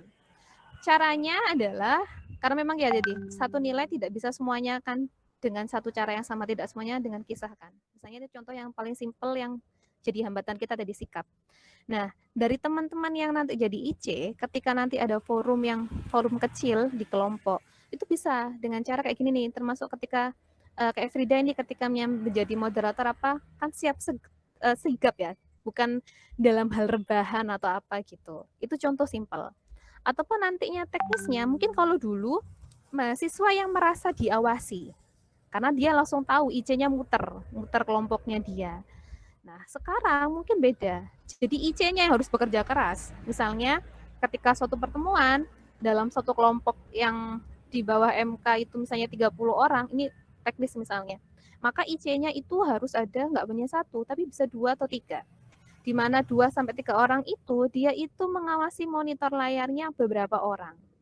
Nah, ketika itu nanti disampaikan di akhir, ya tadi dengan tetap ya dengan bahasa yang baik bahwa orang-orang ini tuh selama penyampaian materi ya boleh sih agak sedikit lihat, tapi tetap menunjukkan dia fokus dan memang bagus. Kalau perlu itu dievaluasi. Jadi Dan itu bagian dari feedback. Nah, ketika mengawasi ya gitu, IC-nya jangan justru layeh-layeh, kayak gitu simpelnya. Tapi memang tadi ada keterbatasan. Ada juga beberapa penalaman nilai yang kayak kekompakan, yaitu tadi mungkin nggak akan sangat terlihat, apalagi untuk orang yang belum kenal. Nah, kayak kalian di sini kan orang yang sudah saling kenal ya, untuk menunjukkan kekompakannya, paling nggak simpelnya tadi ketika aturannya nyalakan layar atau hadir jam 13.30 itu otomatis kan sudah ketemu karena ngerti ya. Tapi kalau pada teman-teman yang baru, yang orang yang nggak kenal dan sebagainya, kadang mereka belum keluar empatinya hal itu untuk melakukan hal itu. Ada baiknya juga bisa kita mulai dengan cara kalau yang kayak gini ya, pandemi COVID ini. Jadi kalau bisa sejak awal tuh dikasih tahu. Memang kegiatan ini, kalau anak SC tuh biasa ringan. Kegiatan seminar ini outputnya adalah menumbuhkan nilai A, B, C, D. Sometimes mereka itu mahasiswa nggak dikasih tahu, biarkan mereka mendapatkan sendiri ilmunya. Mungkin kalau yang sekarang bisa dengan kita kasih tahu dulu poinnya, sehingga setidaknya mereka sudah punya gambaran walaupun tidak merasakan prosesnya secara langsung. Oh ya, ini secara nggak sadar memang mendukung kedisiplinan loh gitu. Jadi itu kayak shortcutnya. Soalnya kan saya rasa memang online itu kan jauh, jadi serasa kayaknya nilainya yang ditanamkan semakin jauh jalannya. Jadi nggak sampai-sampai gitu karena kayaknya jauh gitu. Nah, selain dengan cara makanya kayak buku itu kan nggak langsung kita suruh baca semua kan. Kita dikasih daftar isinya dulu biar dia kebayang. Walaupun nanti kita pasti menemukan hal-hal baru di setiap subbabnya walaupun dia judulnya beda. Jadi menurut saya biar penanaman nilainya juga bisa dilakukan, tetap disesuaikan, bisa juga dengan tadi kasih clue-clue. Kayak daftar isi hin-hin tadi. Jadi mereka tidak lose kontak dan tetap tahu, oh ya, ini penanaman nilainya, nilai ini yang mau kita tanamkan. Mungkin gitu, Frida. Oke, terima kasih Bu Yunita atas jawabannya dan pencerahannya ya Bu ya. Oke, mungkin saya mau satu deh, teman-teman buat sharing. Yang lainnya boleh, kalau mau ada pertanyaan untuk Bu Yunita, boleh ditulis di kolom komentar. Tapi mau satu dong yang berpendapat atau sharing, terutama yang udah pernah mengalami kaderisasi, menjadi panitia ataupun menjadi kaderisasi juga, sharing dong perubahannya yang dialami dari tahun sebelumnya sama sekarang. Saya mau Mas Ilham Mustafa dong, boleh open mic untuk sharing sama Bu Yunita, mungkin yang mengalami secara langsung ya, perubahan kaderisasi dari tahun sebelumnya sama tahun sekarang. Silakan Mas Ilham. Gimana Mbak Frida, gimana? Bisa diulangi? Mungkin bisa sharing tentang perubahannya. Kebetulan kan Mas Ilham juga sekarang juga terlibat di kepanitiaan IO Champs, dulu juga tahun sebelumnya juga terlibat juga. Gimana nih perubahan yang dirasakan, perbedaannya tahun sebelumnya dan tahun sekarang? Iya, kalau Assalamualaikum warahmatullahi wabarakatuh.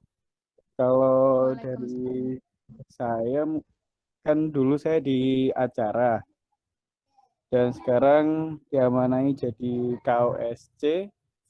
Ya perubahan sangat besar ya, terutama di teknis dari acara sendiri. Kita harus buat konsep yang benar-benar baru banget, benar-benar konsep yang belum ada di tahun-tahun sebelumnya. Kita harus beradaptasi dengan kondisi saat ini, yaitu menjadi tantangan tersendiri buat kita, terutama teman-teman dari SC, anggota saya juga. Kita juga berusaha sebaik mungkin buat membuat konsep yang baru, tapi nilai-nilai yang ingin ditanamkan tetap bisa tertanam kepada maba di 2020 ini. Mungkin umumnya seperti itu sih. Jadi konsepnya kita benar-benar kerja keras waktu membuat konsep itu, benar-benar butuh tenaga yang ekstra. Kalau tahun-tahun sebelumnya kan biasanya cuma kalau tahun kemarin kayak gini, tahun ini ya kurang lebih kan kayak sama, cuma ada penambahan sedikit-sedikit inovasi. Kalau tahun ini benar-benar kita 100% kayak membuat yang baru lagi, gitu sih kalau dari saya.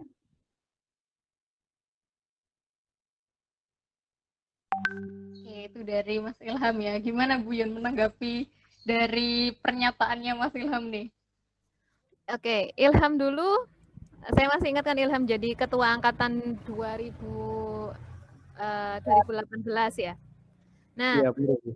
yang kamu rasakan ketika jadi peserta, jadi panitia pertama, sama jadi panitia yang ketiga ini gimana perbandingannya?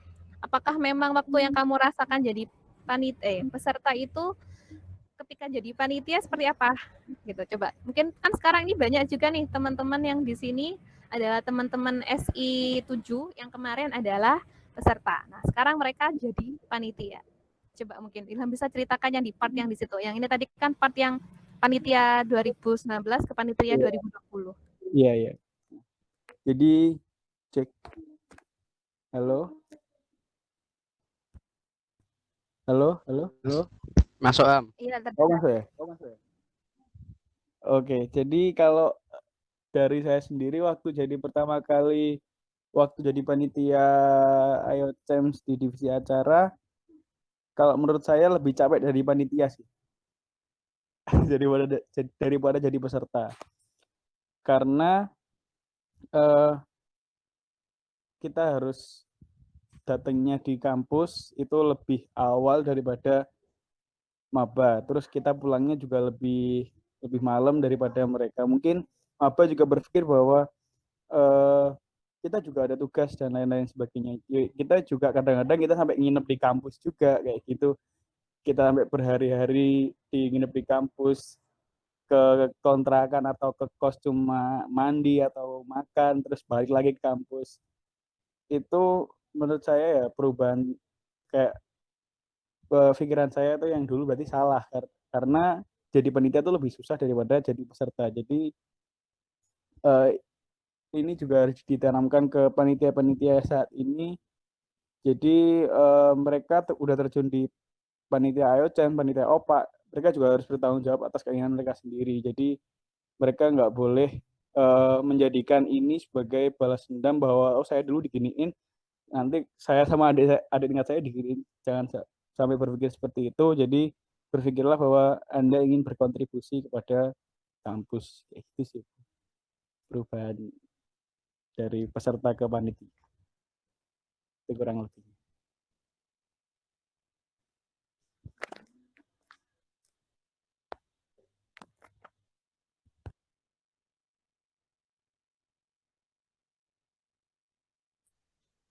Oke, cukup menarik ya. Jadi lebih ke menyusun dan menata niat ya. Karena sebelumnya jadi peserta dan komting, kemudian harus menjadi panitia juga ya. Jadi teman-teman panitia juga harus menurunkan ego lah ya. Jadi nggak Ya, boleh sampai ada keinginan untuk balas dendam dan segala macam ya.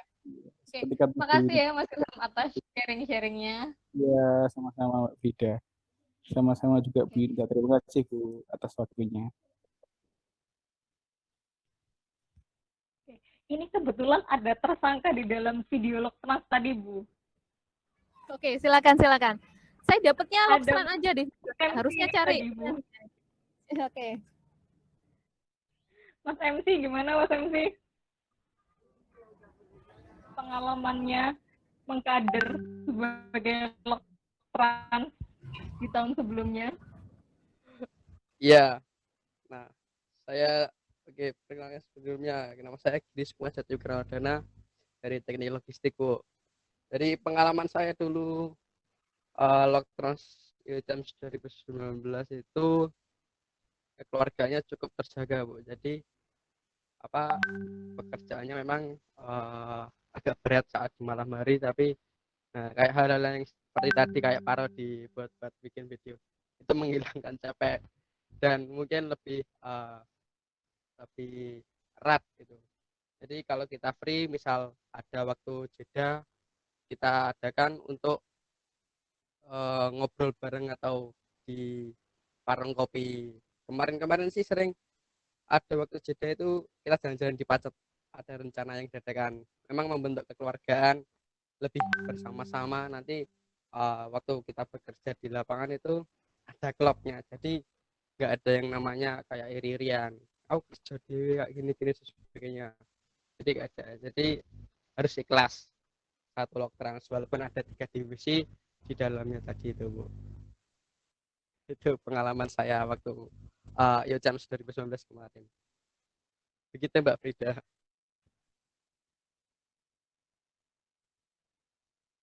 Oke, ini kalau di Yochen sebelumnya ini Loktrans ini selalu paling rame nih Bu, selalu jadi pusat perhatian nih, karena tiap hari itu kelakuannya selalu ada aja yang bikin panitia lain tuh pengen nengok di ruangannya gitu.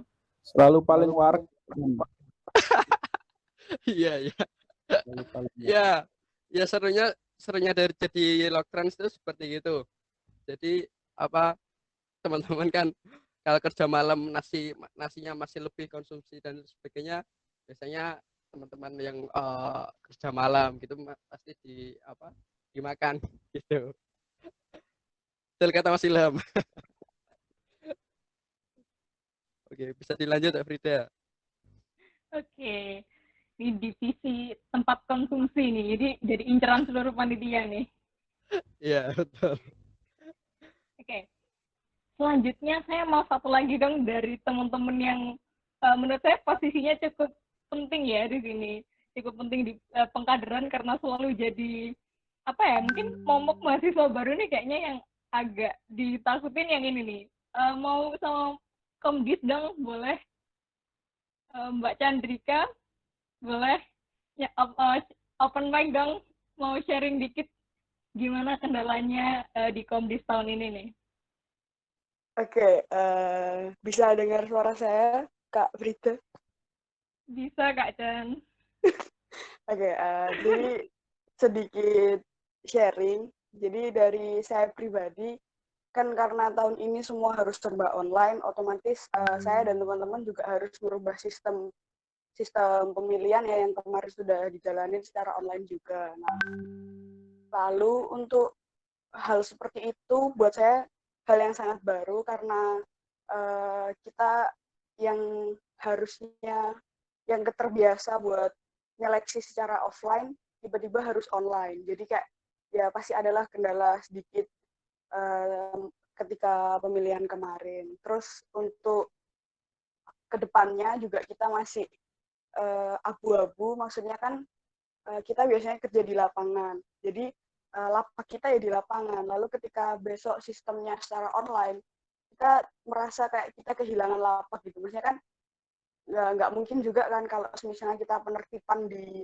online dengan cara kayak misalnya negur secara online gitu kan juga kayak gimana gitu. Itu untuk kedepannya masih abu-abu seperti itu. Nah, untuk sharing pengalaman sendiri, kalau dari tahun kemarin jadi panitia itu kurang lebih sama kayak Mas Ilham tadi.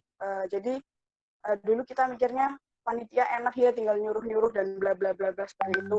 Tapi ketika kita sendiri menjalankan jadi panitia, ternyata itu jauh lebih sulit. Maksudnya ini kita harus mempersiapkan lebih awal dari maba, dari teman-teman maba. Terus setelah itu kita mengakhirinya juga paling terakhir seperti itu. Terus kita juga harus siap menghadapi karakter maba yang berbeda-beda.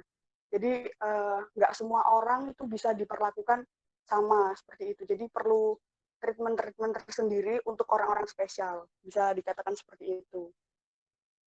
Terus juga untuk di sini nih yang agak sensitif. Jadi kebanyakan teman-teman ada yang masih bermindset kalau kita masuk di IT atau di Komdis ini sebagai ajang balas dendam. Nah, tapi di sini saya berharap lagi sama teman-teman kalau IT ini bukan sebagai tempatnya ajang balas dendam, tetapi di sini kita benar-benar berkontribusi untuk kampus dan juga membantu kampus untuk menumbuhkan jiwa leadership-nya dari teman-teman maba seperti itu. Itu Mbak Frida.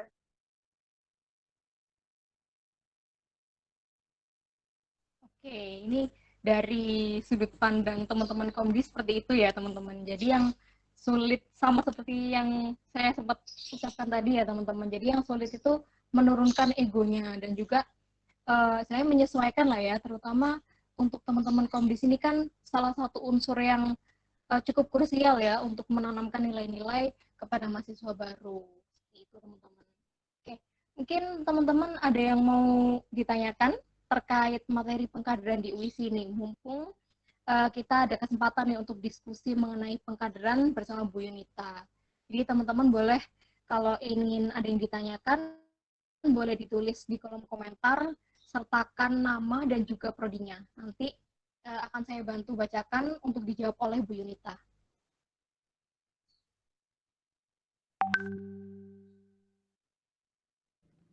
Mungkin sambil nunggu ada yang bertanya, jadi buat ada yang bertanya, jadi kalau saya lihat, mungkin tadi Giri bilang Lokstran itu Bu paling heboh. Sekarang kalau kalian lihat juga nih, akhirnya Lokstrannya yang dulu selalu bilang kita mandi terakhir Bu. Nah sekarang paling rapi tuh, lihat Giri rapi sekali kan jadi operator kita kali ini.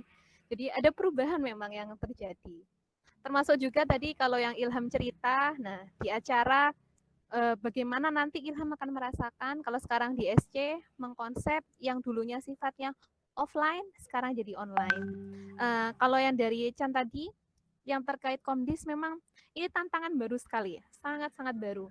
Termasuk kalau sederhananya ya, kalau tadi yang saya ceritakan video tadi Chan, jadi kalau sekarang kita tes TPA online, tes TOEFL online tadi, jadi tesnya itu sambil menjalankan tesnya tuh ada orang yang mengawasi di layar kita. Jadi dari satu orang tadi yang saya ceritakan tadi mengawasin 5 sampai 10 orang, diawasin bagaimana dia sikapnya, posturnya. Itu baru dari sikap. Nah, belum terkait penanaman nilai dan sebagainya. Nah, itu yang memang perlu kita diskusi bersama. Jadi gini sebenarnya juga. Jadi kalau di antara teman-teman ini yang hadir saat ini kan sekitar 140 ya. Kalau kalian memang punya ide, saya sarankan berikan ide itu. Jadi jangan tunggu dari SC yang memberikan, kayaknya harus begini nih konsepannya. Oh, acara yang alot, nggak harus nunggu acara membreakdown seperti apa sehingga Lokstran akan menyiapkan apa tidak. Tapi kita bekerja bersama. Walaupun kalau kalian biasanya paham kan ada SC, IC, bagaimana pemahaman strukturalnya, ketika saat ini tadi ya, ini perubahan memang yang terjadi.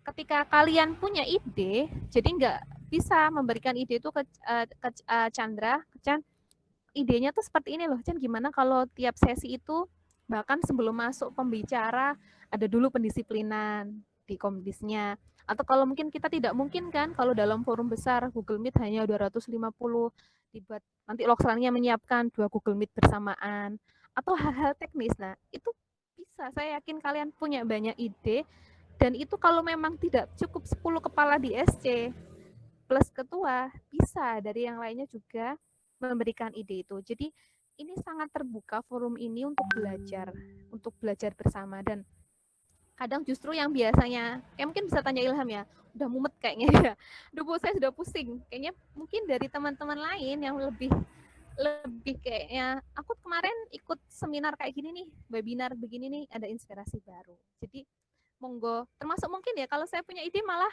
mungkin kalau tadi ada kegiatan lain-lainnya bisa tuh memanfaatkan TikTok. Kayaknya tuh lebih bisa bervariatif nih penugasannya, dibuat TikTok, masukkan ke IG. Kayaknya lebih menarik kontennya, di TikTok juga menarik, nanti double di IG. Nah, kayak hal-hal gitu tuh yang bisa kalian bisa lebih kreatifkan.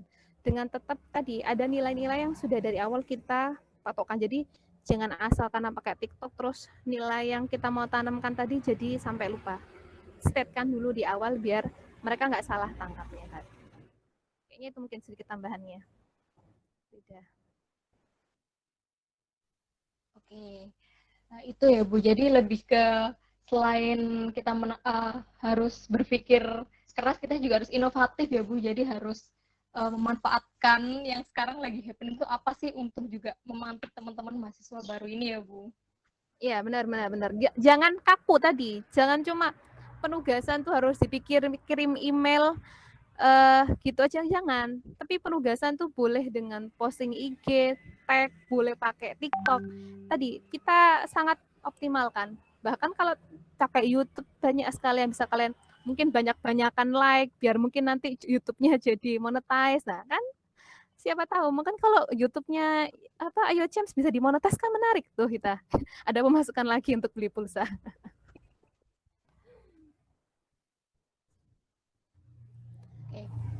Mungkin dari teman-teman ada yang mau ditanyakan atau mungkin kalau malas ngetik mungkin mau langsung open mic aja deh.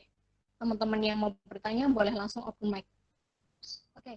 Ini ada dari panitia OPAK Bu Faradila Endar Maulani dari akuntansi. Boleh langsung open mic Kak Faradila? Boleh nggak?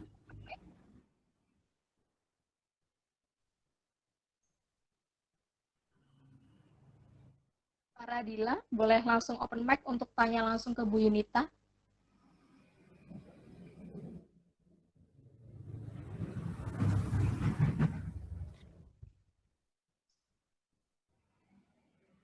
Ini masih connect ya Faradila?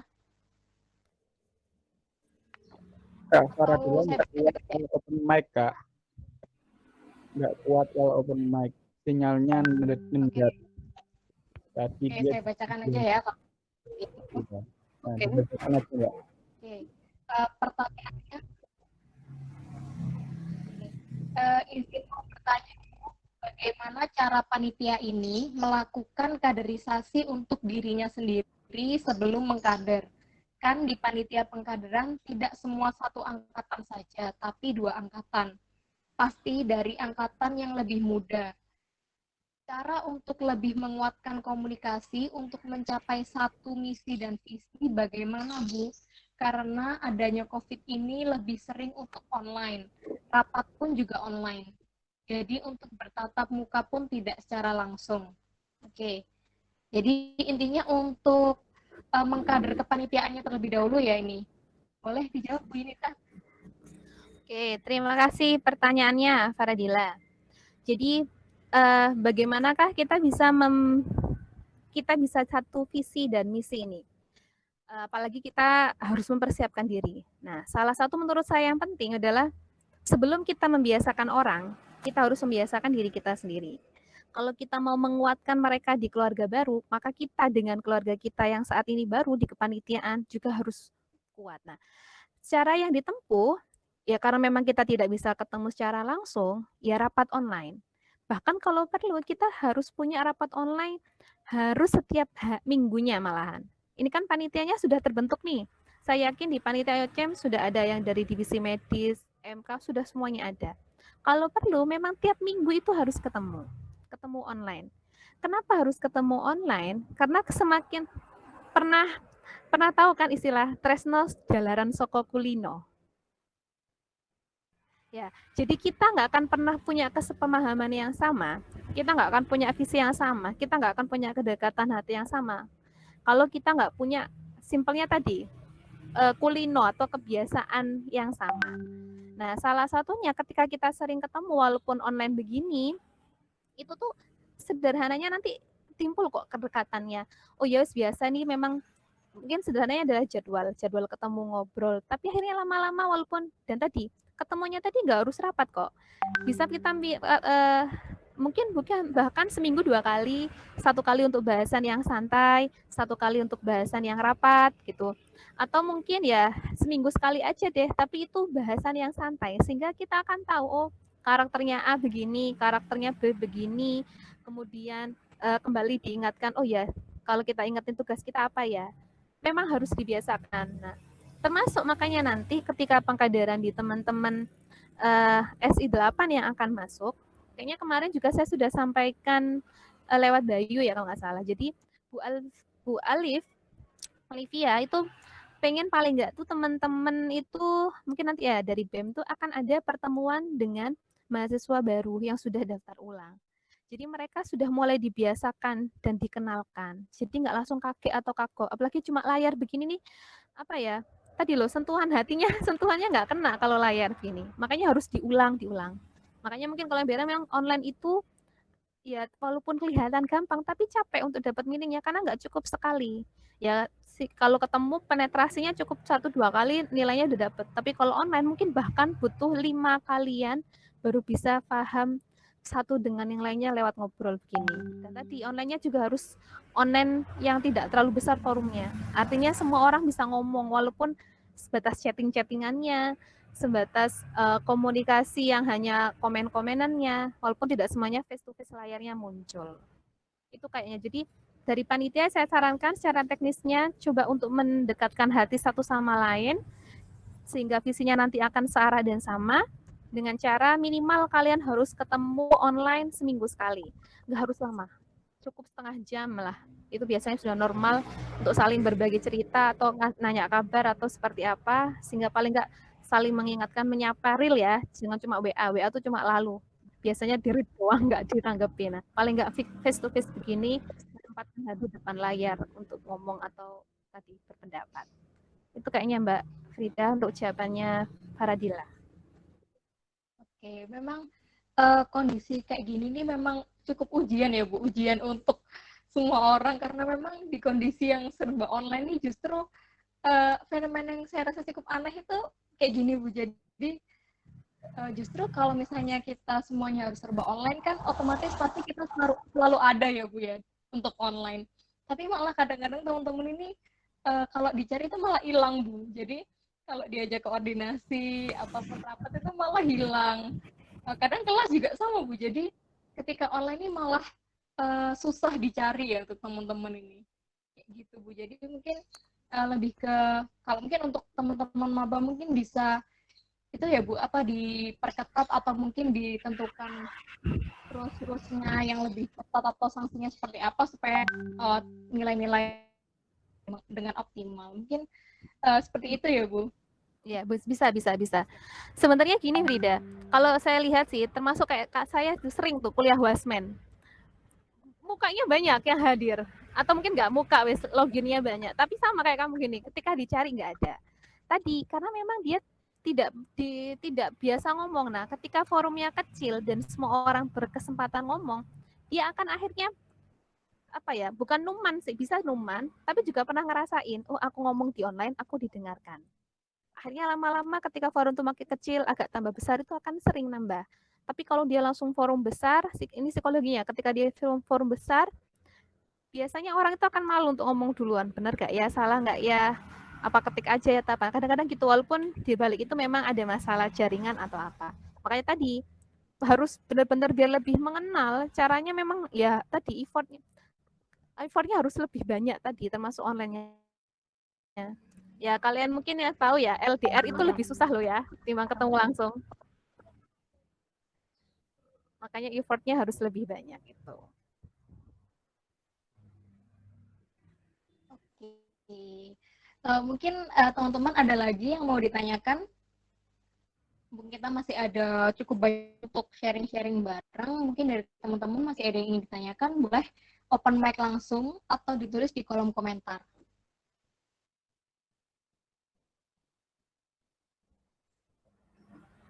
Oh iya, nanti buat yang hadir di sini, nanti tolong dibantu di-share-kan ya. Kalau tadi ada pretest, saya ingin lihat nanti ada post-testnya, bisa diberikan masukan terkait evaluasi Bu Yunita menyampaikan materi, post-testnya juga terkait saya mau lihat perbandingannya.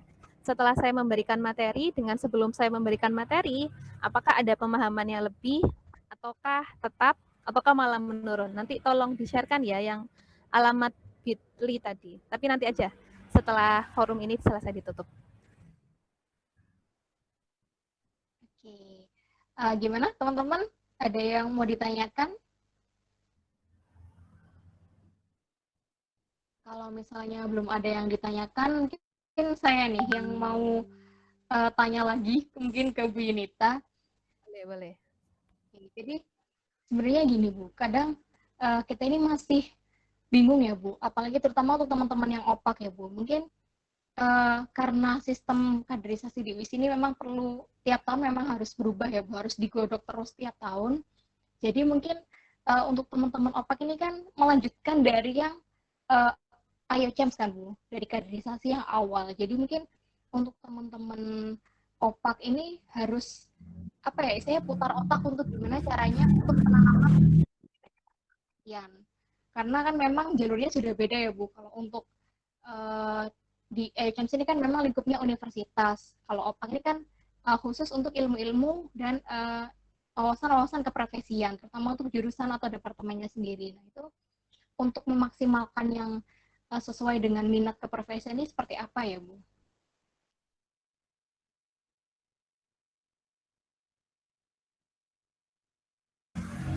Oke. Gini, OPAK ini memang tujuannya lebih ke arah keprofesian, tapi memang tetap ada terkait prodi ya. Jadi karena memang kalau di UISI kan memang kuliahnya langsung di prodi. Jadi poin penting yang nanti di OPA adalah memang selain mungkin kalau Bu kan sudah kenal lewat kuliah di pertama atau apa. Nah, tidak ada salahnya misalnya nanti ketika kalian dibahasnya adalah terkait di keprofesian itu misalnya yang pertama sebelum keprofesian mungkin kayak bidang apa aja sih? Misalnya kayak saya mungkin kalau Frida ya di MR itu kan ada yang dia fokusnya ke energi, ada yang dia fokusnya kepada lingkungan. Nah, itu bisa jadi bahasan juga di OPAK itu. Jadi khusus misalnya selain kita kenalkan dosennya yang terkait lingkungan dan apa, terkait kita jelaskan keilmuannya, kenapa sih beda fokus lingkungan atau beda fokus ke energi, itu bedanya seperti apa, atau ke manajemen itu bedanya apa, kakak-kakak kelas yang tugas akhir itu bedanya seperti apa. Nah, itu juga bagian konten keilmuan yang bisa disampaikan di OPA.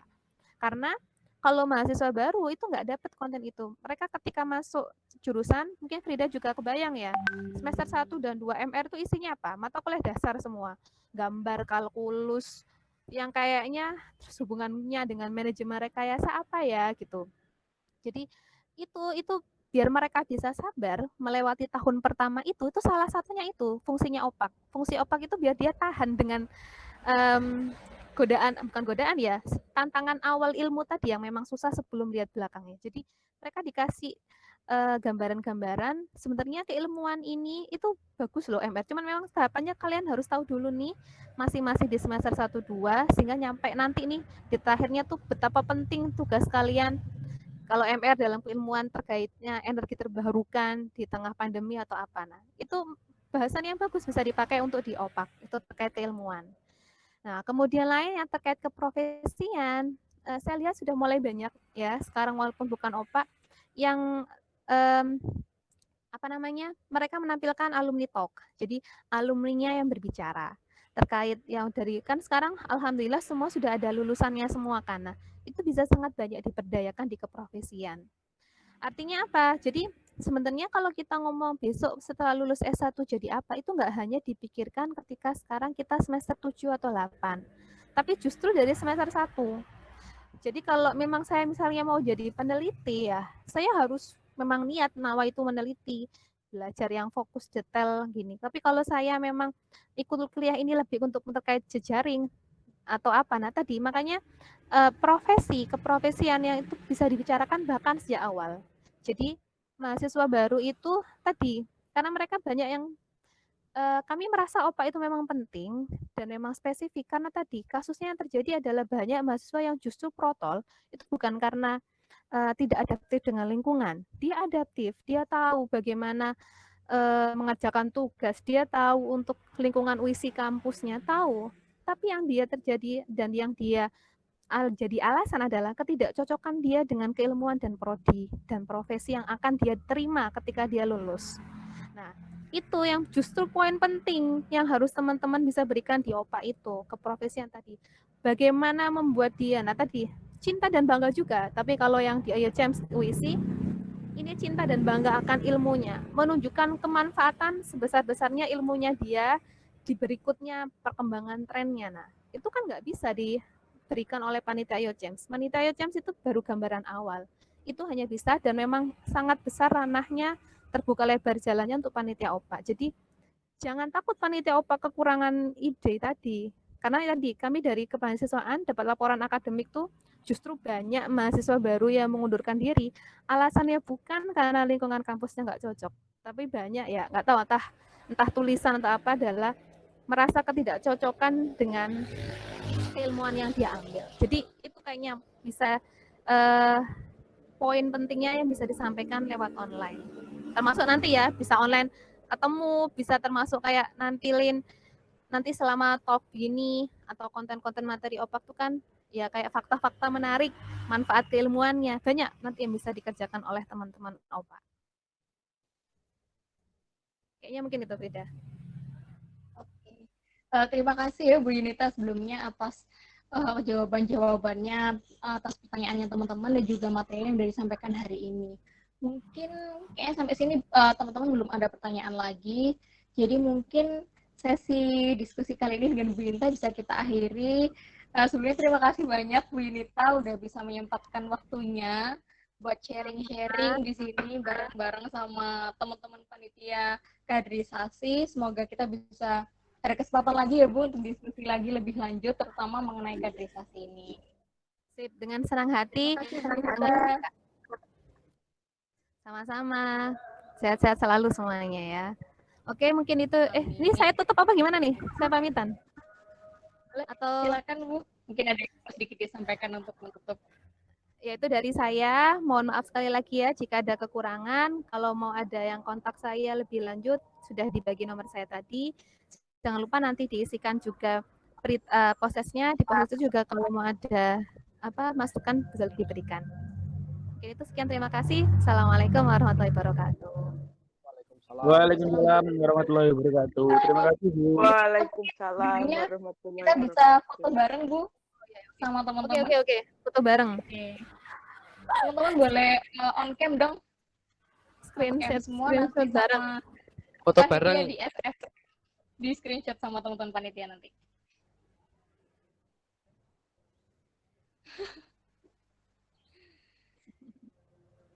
Oke. Teman-teman panitia diinstruksikan ya biar teman-temannya ready semua.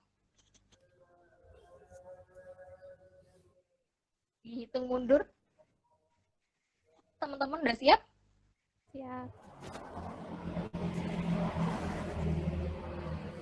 Mas MC boleh deh hitung mundur.